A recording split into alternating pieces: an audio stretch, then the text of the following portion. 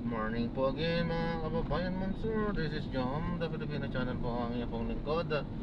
So today nga is November 26, 2024. At tayo ngayon ay papunta dyan sa may Agras Residences, sa may Tower 2 po yan. Dyan yan sa may Bago Bantay, sa may Santo Cristo, Bago Bantay, Quezon City. At dadalhin natin ulit sa may MRT North Avenue Station. Dito yan sa may southbound PhilAmEDS. So uh, tatlong beses na sunod-sunod na itong pa-MRT natin, Avita. Tapos ngayon ay pangalawa na tong dito yan sa kukunin nga natin dito sa may Grass Residences. Okay so magbabalik po tayo mamaya konti pag nakuha na po natin sila. Disclaimer lamang po, ang content po natin ay kalsada at hindi ang passenger. Kaya nga naman sakasakali mo po na may marinig kayo mga pangalan po ng lugar, pangalan ng tao, pangalan ng organizations, government or private man yan, ay wala pong kinalaman ng channel nito at wala pong pinapatungkulan. Lahat po ng pinag-uusapan dito ay pawang dito lamang po yan sa loob at wala pong pinapatungkulan po sa labas. Okay po, so magbabalik po tayo mamaya konti pag nakakuha na po natin itong ating susunod na mission po. So yan, ang ano lang, ang problema lang ay ang layo ng ikot. So medyo ano, ikot tayo kasi ang layo ng U-turn sa Quezon Ave pa mag-U-turn.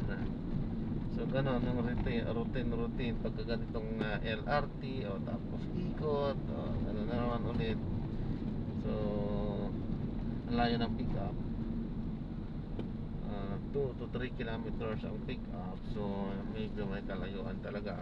Ganyan talaga paghanap buhay, hindi naman sa lahat ng pagkakataon ay andoon sa mismong pagdadropan mo yung susunod na mission mo. So ganyan talaga yan, kasama sa hanap buhay yan, mamumunan ka talaga. Di balit kahit pa paano may kita pa rin dito. Pero mga gurami to ha, malalapit lang to mga gurami. Tiis-tiis tayo sa gurami. Okay po, so magbabalik po tayo mamayang konti po pag nakuha na po natin itong ating susunod na mission po. MRT North Station, ma'am, pinapalam ko lang naka-record po tayo po. Na-upload ko yan sa aking YouTube channel po, Jam the Filipino po. Aba, Jam the Filipino channel po. Thank you.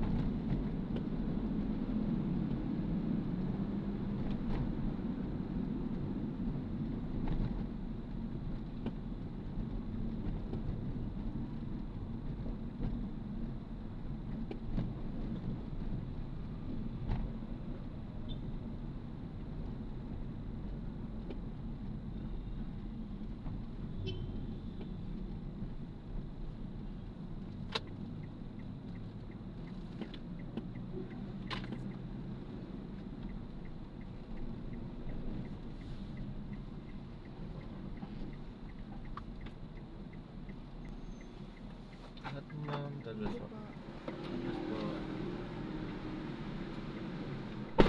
Yan, so na-drop na natin si ma'am. So maraming salamat po sa panonood. Hanggang sa muli po, ingat at God bless po everyone. Paalam po muna, pansamantala po. Pagkasunod-sunod, tatlong beses. Pangatlong beses na puro tayo MRT yung drop off natin. Ang problema, pagka makakakuha na naman ulit tayo ng susunod na mission, iikot ulit tayo. So alayo ng pick up. Ayos lang, ayos lang. May paunti-unti, magkainipon yung kaunti-unting yan, paunti-unti lalaki din yan. Okay, so ayan, maraming salamat po ulit sa panonood hanggang sa muli po. So yan, paikot-ikot tayo dito sa may EDSA, dyan yan sa may sa may MRT southbound nga, at yan, ay ikot na naman ulit tayo dyan sa may Quezon Avenue. Oh, mag-rebuild up na kasi 6:43 na. So ito yung iniiwas-iwasan din kasi natin dito sa may kanto ng Quezon Avenue kapag rush hour na rin, nagtatambak din dyan sa U-turn slot, sa may U-turn slot ang tinutukoy ko, papunta sa northbound ng EDSA. So asa na southbound ako, U-turn ako dito yan sa may north Quezon, papuntang northbound, papuntang Muñoz nga po ako ulit. Ikot-ikot lang, ikot-ikot lang. So ito yung aking ruta sa ngayon. Dito tayo pinapabalik-balik, dito tayo ina-assign ng ating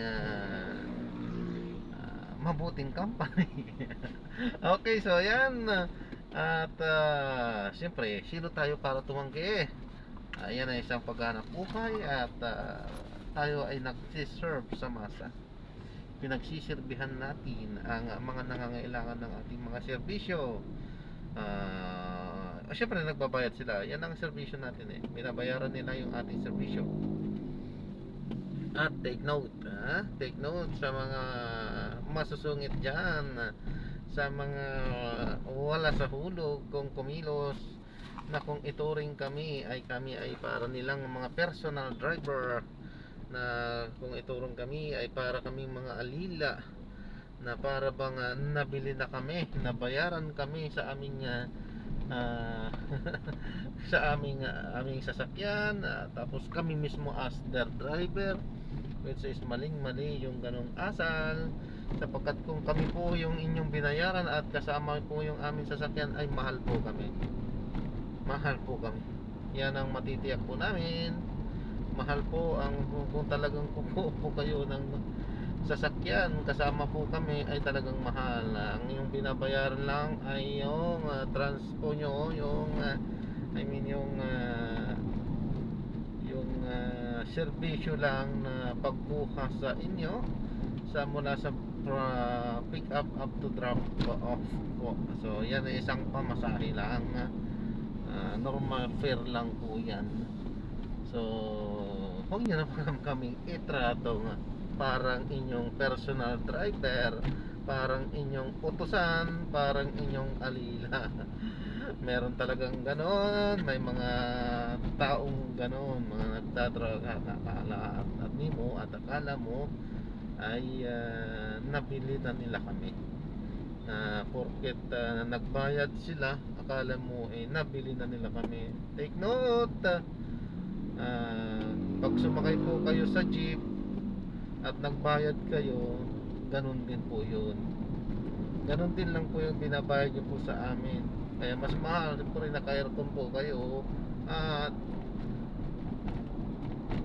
door to door, kumbaga yung pagkuha po sa inyo, hindi katulad sa jeep na kayo ay pupunta sa jeep.